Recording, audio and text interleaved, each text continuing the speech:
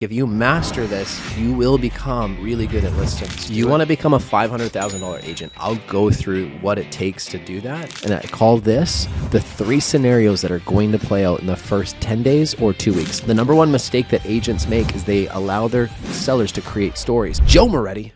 Jason Samard. Man, I'm ready to just get right at it today. Let's get right at it, man. Let's get right at it. I don't know what episode this is, but this is the episode that you need to get your pen and paper out. I'm going to teach you guys some seller game today that is absolutely going to make everything better in your business. You will become a listing agent. Get your notepad and paper out. For the 2 people that subscribe to our channel, this is what you guys need to hear. You're going to get value all over that face. Absolutely. So here's the other thing. The title of the podcast. Let me just tell you something. Yesterday's price is not today's price. What's the price on this podcast? The price on this is the $250,000 episode. Snap. This is the $250,000 episode that you need in your business. You need to learn this, okay? So many of you have developed some bad habits over the years because you came up in a rising market. When the market has shifted and things start turning, this is where many of you lose opportunities. And strong agents are getting second and third opportunities on listings. We're seeing it all the time. We're getting a lot of calls. I'm going to teach you guys a bulletproof process that we use that has absolutely changed the game, allows me to take an agent from scratch and allows them to manage the process on a listing and get it sold so that you don't lose the paycheck to somebody else, okay? So hit it. Let's go. All right, so the very first thing that you guys need to do when you meet with a seller and you're getting a listing signed, this is critical. There's a conversation that you're going to have with those sellers. And I call this the 3 scenarios that are going to play out in the first 10 days or 2 weeks, depending whether it's a seller's market, a balanced market, or a buyer's market. It sort of depends when I'm going to set the first meeting for, okay? Okay. So, Joe, pretend to be a seller here. Okay, hold on. Work with me. Let me just get into character. By the way, cool. This episode's sponsored by Starbucks. Thank you, Starbucks. It we sure really is. appreciate Thank you so much. We actually had to pay for the sponsorship by buying these coffees today. This is a paid advertisement. In other words, we paid. Yeah, it's literally paid advertisement on our part. Okay, so, Joe, there's 3 scenarios that are going to play out now that your house is hitting the market, okay? Okay, hit me. Scenario number 1 is in the first 10 days, we receive an offer or we get multiple offers. That means that our marketing was on plan. The condition of the home, everything we did was exactly right. Okay, that's the best case scenario. Scenario number 2 that could play out though is we get 6 or more showings in that first 10 days, Joe, and we don't get any offers. That's generally a clear indication from the market that we did miss the mark on price. Now, scenario number 3 that's going to play out is we have hardly any showings at all in the first 10 days, and that's a definitive. Definitely we missed the mark on price. Either way, if scenario number 2 or 3 plays out, in 10 days from now, we are going to get together and we're going to review everything and then we'll make an adjustment to the price at that point, okay? What I'm going to do in the meantime, though, is I'm going to set you up on what we call a private client search, okay? This is an opportunity for you to see all the listings that match your current home on the market. These are all your competitors. These are all the similar homes that buyers would be looking at. It's important you know who's price reduced, who's sold, who's hit the market, okay? You're going to get this updated every day, so you know as much about what's going on in the marketplace around your home as I do, okay? This is really critical that you pay attention to that. When we get showings, I'm going to follow up with every single agent who showed the property, and I'm going to solicit feedback. Now, I can tell you this, not every agent's going to give feedback, and I do follow up several times, but I'd say if we can get 75% of the agents that show your home to give us feedback, that's going to give us some really important information that as a team that we can review throughout the process. So I just want you to know I'm never going to be sitting on my hands. I'm always going to be following up and soliciting that feedback, okay? This is how you set up the first conversation for price adjustments. What you're doing by using this strategy is you're also keeping your sellers in a rational state of thinking. The number one mistake that agents make is they allow their sellers to create stories by not providing data and information. When they create stories, they're doing that in an emotional state, right? Well, my neighbor sold for this much, or this happened, right? By me keeping it very fact-based, it's going to allow my sellers to see exactly what's going on with their home. So when I have that conversation in 10 days and we've had 10 showings and no offers, I'll have enough evidence to support that we missed the mark on price and we'll need to make an adjustment. It's an easy conversation because it's logical at that point. See, most of you set no parameters with your sellers. You don't even set them up on a search so they can see what's happening. And then what happens is you're having a conversation with them and you say, hey, we should look at the price. Well, they get defensive. They get in a tug of war with you.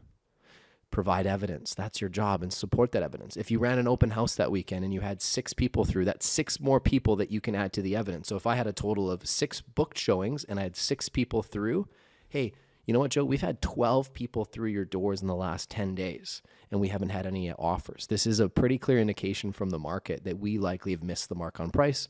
And as you can see, where we rank in the market versus your competitors, there's been 2 listings that have recently hit the market that were priced lower than us that are now setting the standard in benchmark in our category, right? This is a super important tip. Okay. Questions? I do have a question. Yeah. Are you ready? Yeah. Okay, here we go.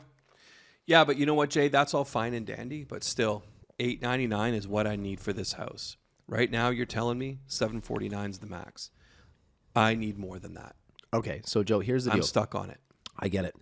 $899,000 is what you'd like to get for the home. As you're sitting here looking at the evidence with me, the market is telling us that $749 is the price for your home. So there's a huge gap between where you are and where the market is. I'm on your side here, Joe. Anything I can do to help put more money in your pocket, that's of course what I do.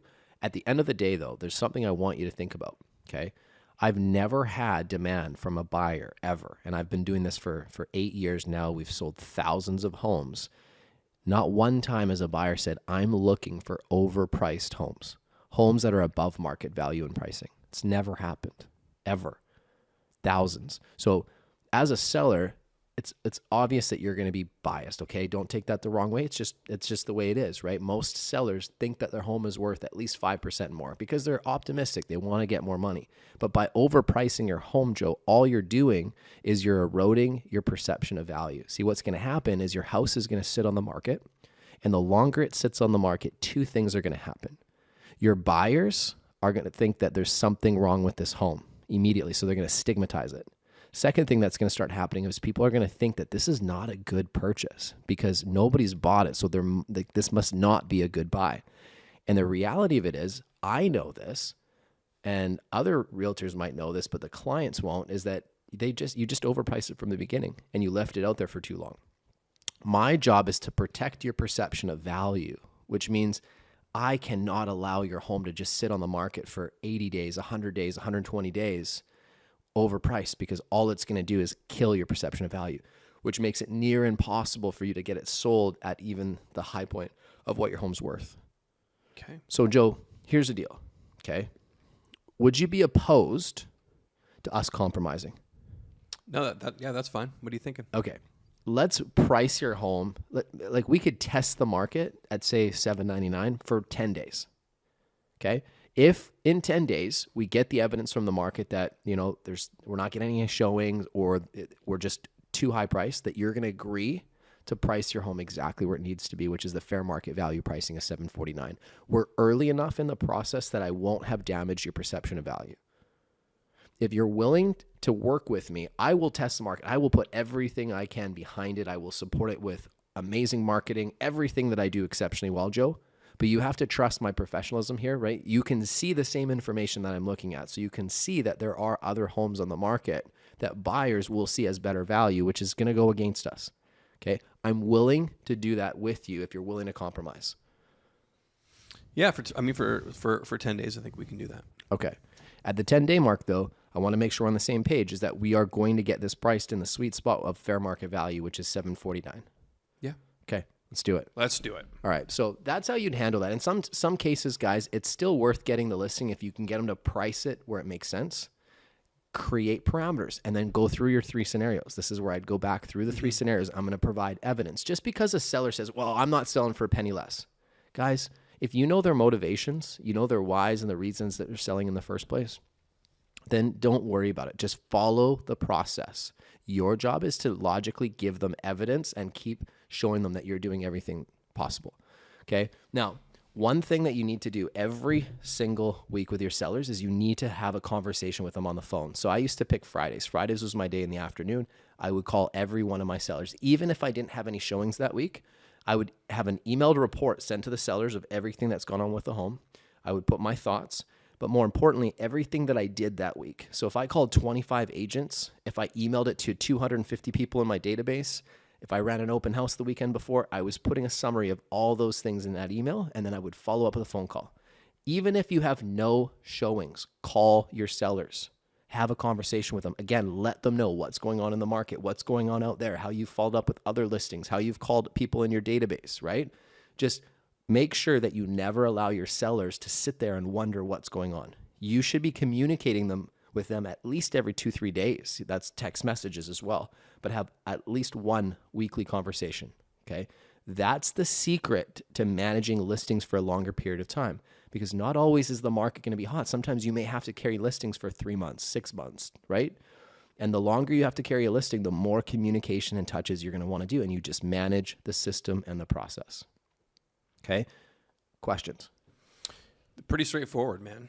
I really think it is. And I think managing the process is something that most agents don't do well. They almost let the process manage them. Right. And there really is no structure in place. Now, we actually have an amazing templated email that goes out as well. Mm-hmm. And it actually breaks down all the activity, outlines everything that you've done in the week to help support that seller. So I'll tell you, if anybody wants a copy of our template, I'll tell you what, let's put it out there. Yeah. Hit us up, info@simscoachingsystems.com, and we'll make sure you have a copy of our weekly touch base, because I think so many times sellers are left wondering, like, what the hell's going on? Yeah, and never let them, because I'll tell you this, if a seller's thinking what's going on, right, or if you're thinking like, oh, I haven't talked to the seller, they've thought it 10 times. Probably 3 or 4 days before. Yeah. So constant communication, I think, is absolutely clutch. Also controlling the narrative, right? Because in some cases when there's no news coming in, people start formulating these like worst case scenarios, or, their minds wander because they don't know the market as well as you do. They don't know who you've talked to or what you've done. So again, constant contact and controlling that narrative. So clutch. Always, guys. I'm telling you, some of the best relationships that I have are with sellers where it did take some time to get their home sold, right? They had a property that maybe was a little harder to sell because of the market segment. It was a slower period, but I stayed the process and I never deviated from it. And guys, you will protect your commissions. In some cases, your paychecks have been delayed 6 months. 8 months, 12 months. You want to protect that at all costs. And this is why having a process that you follow. And listen, so I'm going to tell you this. So I do the 3 scenarios, right, at the 10-day mark, let's just say. Then what happens is I set the scenario again with the seller. So, hey, you know what? With this new price that we're adjusting to, 3 scenarios are going to play out over the next 2 weeks. So I'm going to run it for 2 weeks now. Okay. My goal is at least to have 2 to 3 showings a week. That's the goal that I want to have, Joe. So 3 scenarios are going to play out. Obviously, scenario number 1, which is the ideal scenario, is we found the sweet spot for your home now. Maybe some of the people that have seen it see the price now and say, yes, this house is good value, and we get them off the fence and we get an offer, okay? We're still early enough in the process where we can get good value here. Scenario number 2 that could play out is we're averaging 2, 3+ showings a week and we don't get any offers. That, again, is a clear indication from the market that we need to sit down and evaluate what's going on and why that is. Okay, and we might have to have another price adjustment conversation at that point. It's all based on the information we get from the market.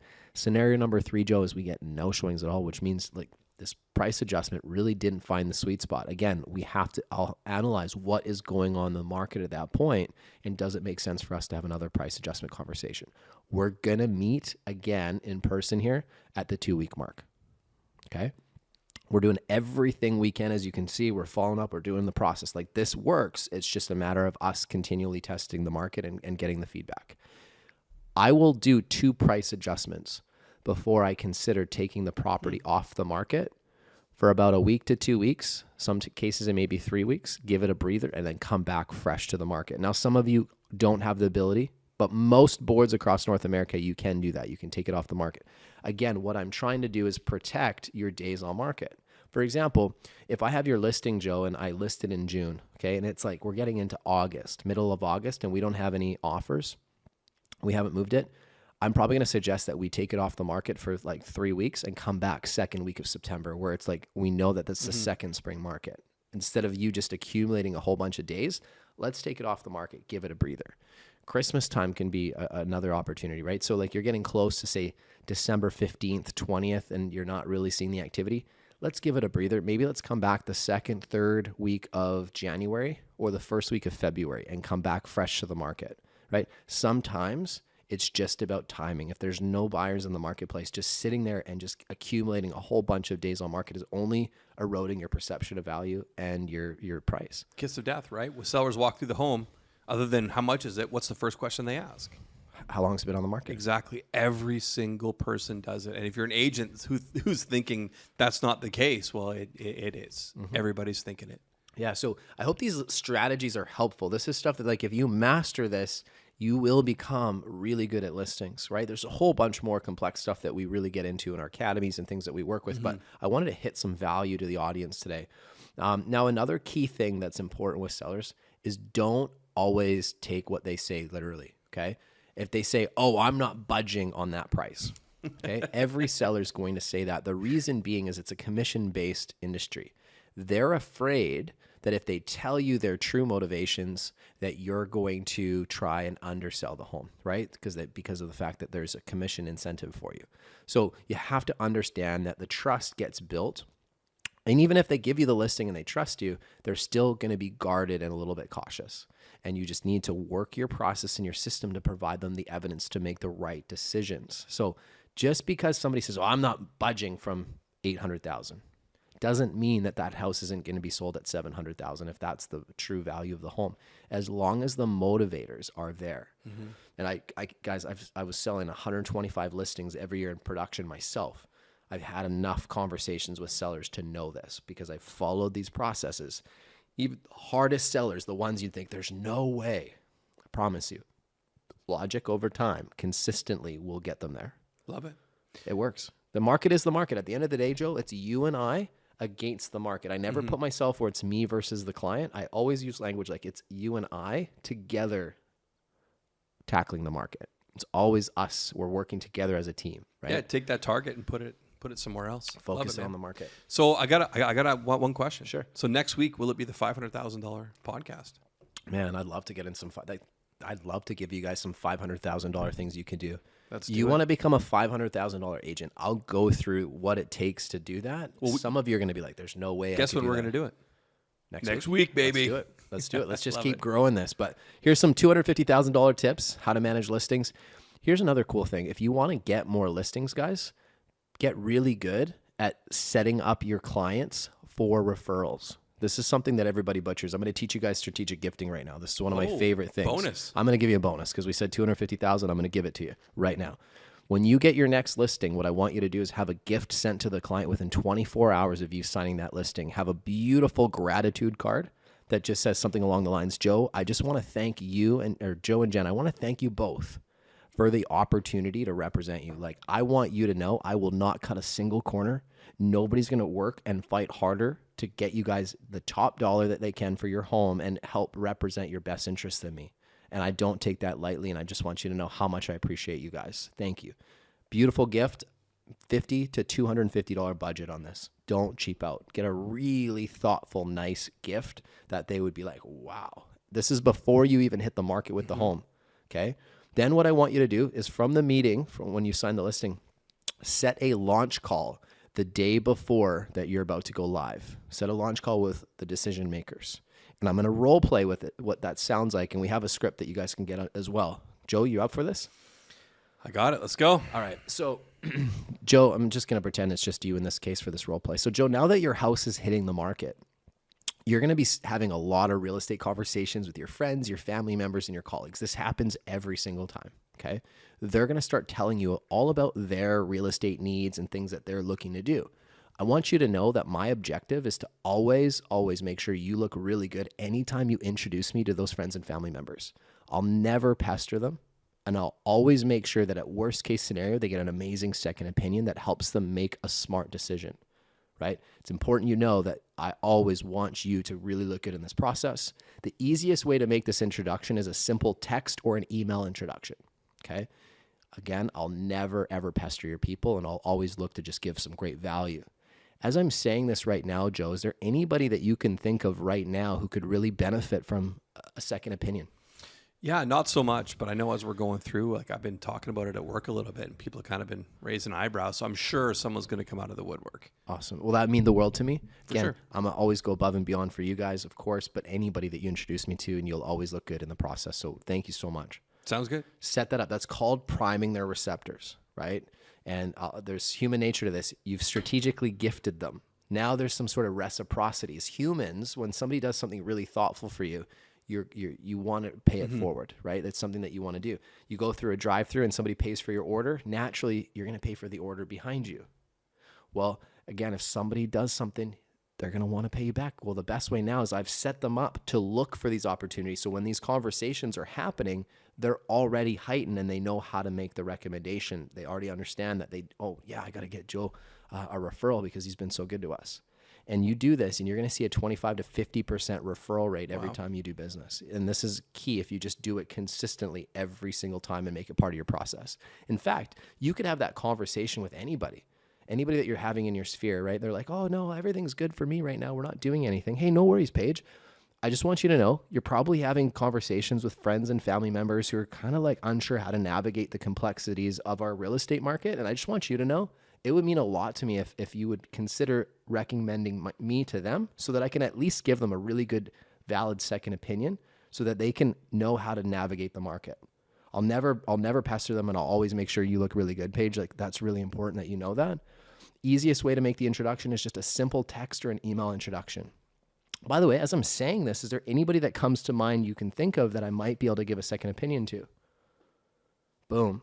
Just do that. You can set that up with anybody that you talk to. It's so powerful. And all of a sudden now they're heightened. I'll give you an example. If I asked you this question right now, Joe, today on the way to work, how many blue cars did you see out there? I don't know, maybe a couple.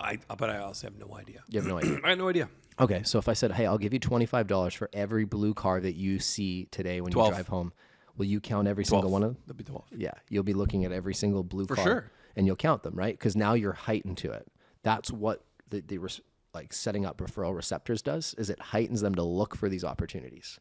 And now when they hear them, they're like, oh yeah, I gotta send it to Jason. And it's amazing. Like you've literally set this in their subconscious. Now you have walking advocates for you. And these are people that had you not done that wouldn't have had the conversation and take it a step further. This stuff works. Like I said, this is the $250,000 episode. Like if you want to add that type of level of GCI, you do this stuff consistently with blind faith. Trust us. We've already beta tested this, right? 8 years in a row, we've done 7 figures. 8 years. We know our stuff, guys. Trust us. Like when we teach this, it works. It's just so many of you are going to get in your head about it or, oh, I'm uncomfortable. Well, if you want to learn how to get comfortable with this type of stuff, check out our academies. Check out our practice sessions. We do skill practice 5 days a week, right? We do them in one-on-one sessions and we do it in group-based. So you can choose the formats that you're most comfortable in. But ultimately, if you want to learn how to drill these conversations the way I can just recite them in this podcast, it's through repetition and practice. And we set that in our high performance method. This is what we do.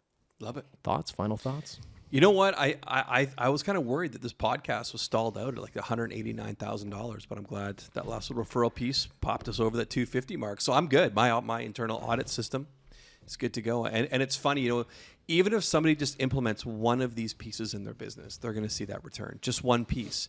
Because I think sometimes people listen to what we're talking about and they go, oh, it's too much. I can't do all that. Like, oh, geez. But, just take one piece away. If there's one nugget that you took away. For me, I would say have that listing process down pat. Have that down pat, right? How much money are people bleeding by not having that down? I don't even know. It's interesting. Like most people don't practice their skills. It's an interesting concept. I think a lot of it's out of fear. Like just I practice on my clients. Like it's almost like a fear of feedback I found. It's so funny. Somebody said to me the other day, "Oh, I don't do scripts." And you want to know the truth? Yeah. This individual, a lot of the scripts that we teach are built around the scripts that he follows. He follows these scripts, right? But he's like, "Oh, I don't do scripts." Yeah, you do. Yeah, you do. That's just your way of saying like, I don't want to have to make myself uncomfortable, right? Here, at the end of the day, the greats of any sport, every single one of them practices their skills. There's no such thing as growing and improving without practicing. And if you're practicing on clients with things that you've never worked on before, you're going to make mistakes and not know it. And if you want to improve, get in our practice sessions, right? Or find a room that you can go and spend some time developing those skills. I practice my skills. I've been out of production for 4.5 years and I still practice my skills 5 days a week consistently to stay sharp so that I know that I can go into any market and I could go and I could perform. I could go create a pipeline today if I needed to, right? I have my skills so sharp that I can step right in and do it. I got to be able to teach other people how to do that. It's really important. and it comes through just repetition and practice. Love it, pal. All right, man. Hey, listen, appreciate you. Guys, you too. make sure you subscribe, comment. If there's stuff that you'd like to hear from us, you want to grow, you want to get better at this industry, this is what we do. So make sure you're sending us some comments, some DMs, and we'll help you out. Love it. All right, until next time. Cheers.